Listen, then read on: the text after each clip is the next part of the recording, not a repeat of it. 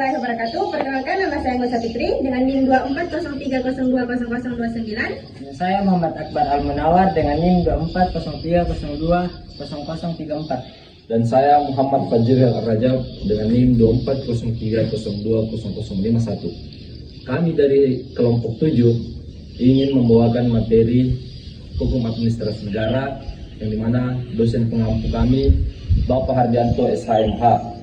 Kami dari semester 3 dari Prodi Hukum Tata Negara ini ingin membawakan beberapa materi terkait hukum administrasi negara yang dimana dari kelompok kami mencakup pengertian, ciri-ciri, contoh, serta dasar hukum dari hukum administrasi negara.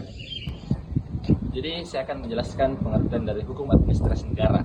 Di sini saya membawakan 3 sudut pandang dari beberapa ilmuwan. Yang pertama adalah Van Poelje yang berpendapat bahwasanya tindakan pemerintahan itu adalah manifestasi atau perwujudan bestur.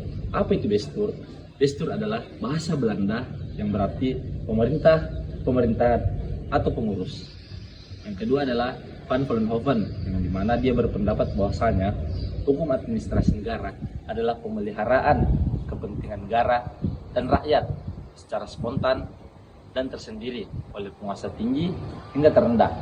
Ya, itu merupakan prinsip dari hierarki.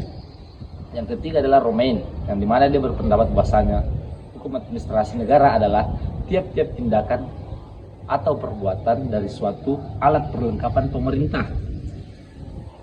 Juga di luar lapangan hukum tata pemerintahan, misalnya keamanan, peradilan, dan lain-lain.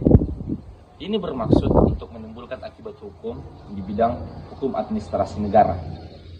Yang kedua itu adalah ciri-ciri perbuatan administrasi negara. Yang pertama itu dilakukan oleh pejabat atau organ pemerintahan. Yang kedua, berdasarkan kewenangan yang diberikan oleh peraturan perundang-undangan. Yang ketiga itu bertujuan untuk kepentingan umum. Dan yang keempat adalah menimbulkan akibat hukum bagi warga negara. Materi selanjutnya yaitu macam-macam perbuatan administrasi negara.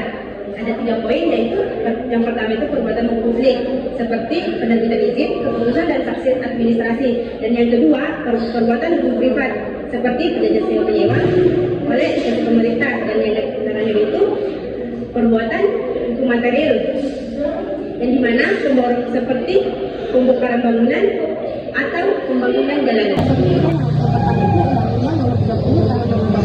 Tentang administrasi pemerintahan. Yang kedua itu peraturan penggunaan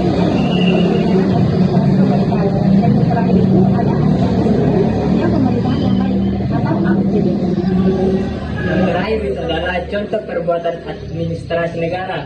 Yang pertama itu penerbitan KTP oleh Dinas Kependudukan dan Catatan Sipil. Dan yang kedua itu adalah pemberian izin usaha oleh pemerintah daerah.